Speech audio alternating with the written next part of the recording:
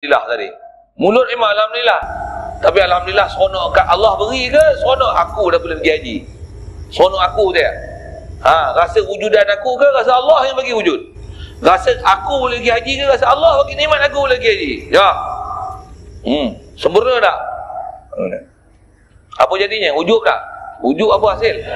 Ujub ni tuan-tuan sama macam hasad, sama macam riak. Habis amalan. Habis. Kita biasa dengar hasad, riak. Kalau tuan-tuan dah amal 100 tahun pun, tuan-tuan riak sikit je. Riak untuk cerita hak kita dah amal 100 tahun tu. Dia ibarat macam seketul batu, ada tanah, kena hujan lebat.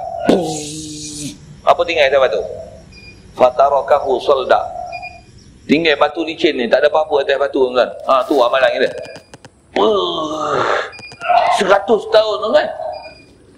Tambah kita amal pun tak ada, adalah amal